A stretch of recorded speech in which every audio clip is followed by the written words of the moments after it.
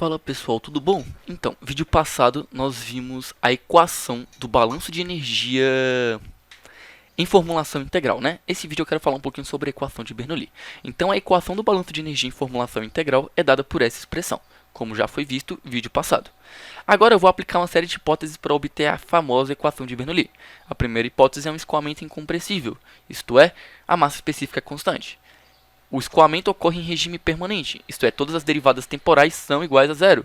Isso significa que esse termo é igual a zero, né? Porque não existe variação da energia no volume de controle.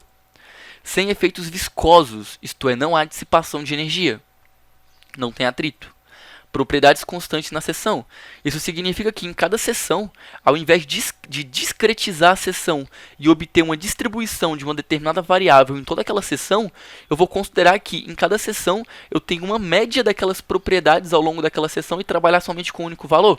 Por exemplo, ao invés de trabalhar com velocidades em cada ponto da seção, eu considero que na seção existe um único valor de velocidade, uma dada velocidade média.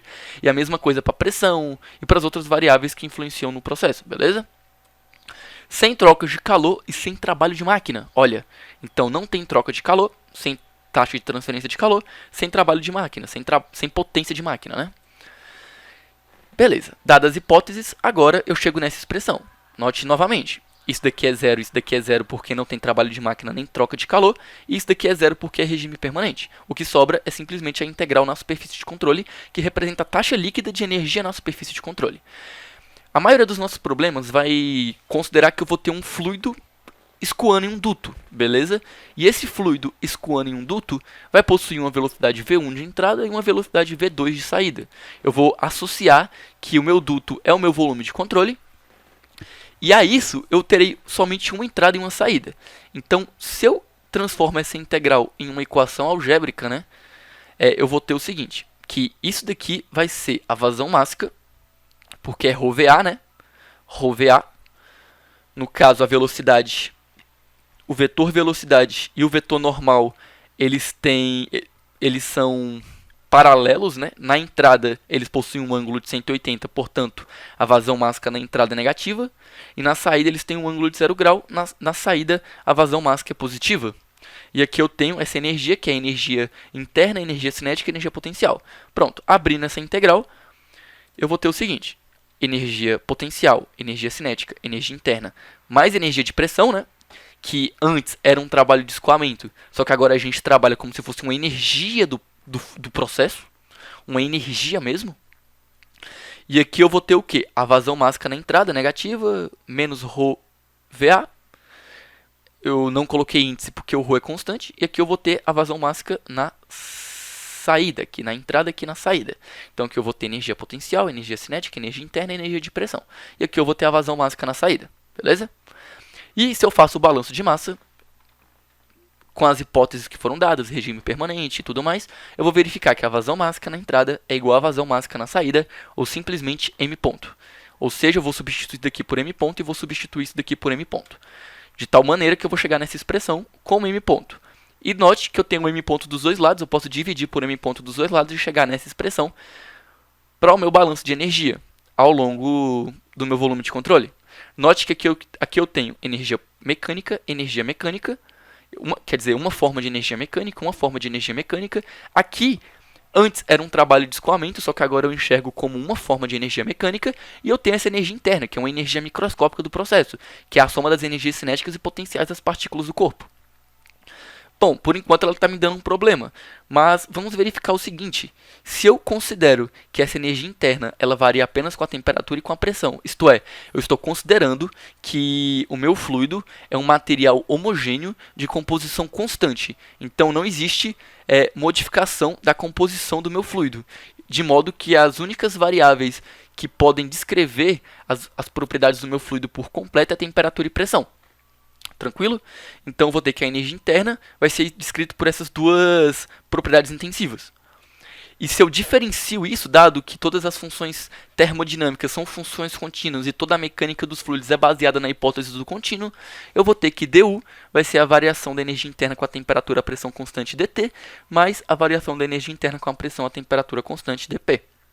onde esse termo representa o calor específico a volume constante e esse termo representa o κp menos o ΔT, onde o kappa e o alfa estão associados, né, à modificação do volume do fluido com a temperatura e à modificação do volume do fluido com a pressão. Mas nós temos hipóteses. E quais são as hipóteses?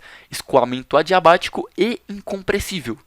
Se o escoamento é adiabático, não tem troca de calor e o fluido é incompressível. Bom, dentro das hipóteses foi dito que não existe atrito. Se não existe atrito, eu não vou ter conversão de energia mecânica em energia térmica. E além disso, o meu processo é adiabático. Se é adiabático e não tem dissipação mecânica, não tem como a temperatura modificar. Logo, eu vou considerar que é um escoamento isotérmico e o meu dt é zero. E o meu fluido ele é incompressível. Logo, as variações de volume com a temperatura e com a pressão são iguais a zero, porque o volume não varia. Porque o ρ é constante, né? Porque é um fluido incompressível. Então, o kappa é zero e o alfa é zero. De modo que isso daqui vai ser tudo zero. Logo, não existe variação da energia interna. Ou seja, a energia interna na saída é igual à energia interna na entrada. Daí, se o 1 é igual ao 2, eu vou simplesmente cortar eles dos dois lados da equação. E eu vou ter uma equação que envolve apenas energias mecânicas. E olha que bonito, né? A física da equação de Bernoulli. Lá na mecânica newtoniana de partícula, estudada, sei lá, no primeiro ano do ensino médio, nós vemos a equação de conservação de energia mecânica. A variação da energia mecânica é zero.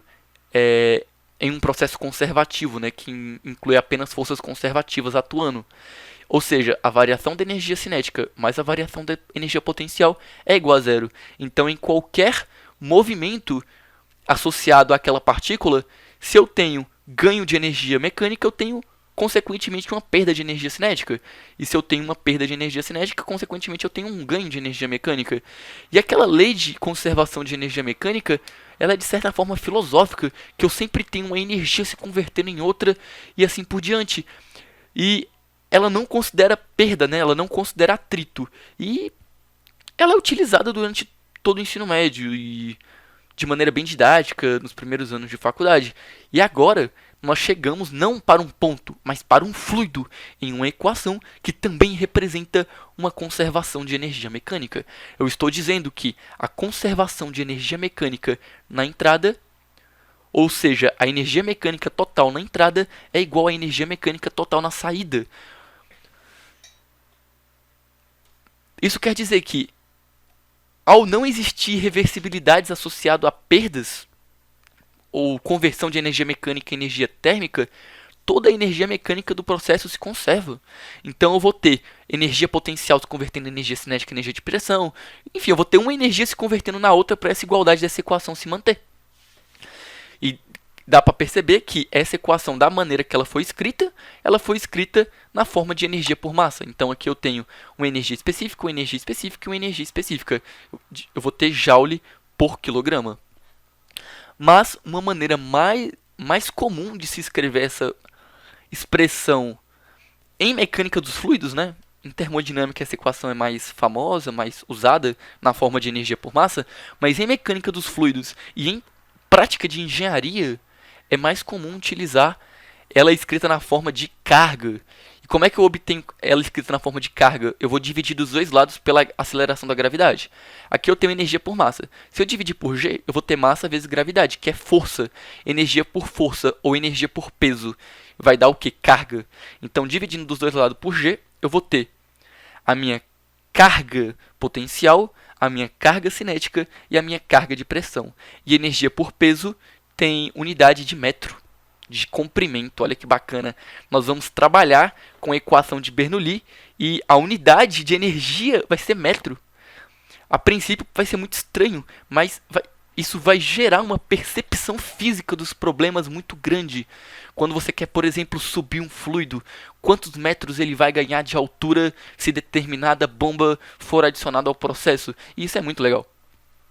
Beleza? Então, essa é a equação de Bernoulli, escrita em formato de carga, a maneira mais comum que veremos durante esse curso de mecânica dos fluidos. Então, falando de novo, aqui eu tenho carga de pressão, carga cinética, carga potencial, carga cinética e carga de pressão. E aqui eu vou ter a carga total, né, que é simplesmente a energia mecânica total. No caso, escrita em forma de carga, eu vou ter a carga total. A carga total que entra é igual a carga total que sai. E aonde que a equação de Bernoulli pode ser aplicada? Bom, nós podemos aplicar de fato, na realidade, em problemas reais, a equação de Bernoulli ao longo de uma linha de corrente ou de um filete fluido. Em análise diferencial de escoamento, nós vamos abordar de maneira mais profunda o que é uma linha de corrente, o que é um filete fluido, mas por enquanto vamos saber que ela pode ser aplicada dentro desses contextos. A grande aproximação utilizada na equação de Bernoulli é considerar que os efeitos viscosos são desprezíveis frente aos demais termos da equação de energia. Na prática, não existe fluido sem viscosidade, contudo, é uma aproximação que é útil em algumas partes do escoamento, onde os efeitos viscosos são desprezíveis em relação aos demais. Isto mesmo, né? Ou seja, a equação de Bernoulli é bonita, é uma equação de conservação de energia, mas quando você está trabalhando em uma indústria, em fluido escoando em tubulação, com várias válvulas, joelhos, curvas, máquinas, você vai ter perda, você vai ter conversão de energia mecânica e energia térmica, e isso é inevitável, né? Você sabe que em qualquer processo real existe perda associada ao processo, e a equação de Bernoulli, ela não vai ser muito útil dessa forma, mas de fato existem em alguns casos que nós podemos aplicar a equação de Bernoulli, mesmo que seja para ter uma percepção física do problema. Enfim, eu fico por aqui, espero que você tenha sido claro. Muito obrigado por assistir, até a próxima.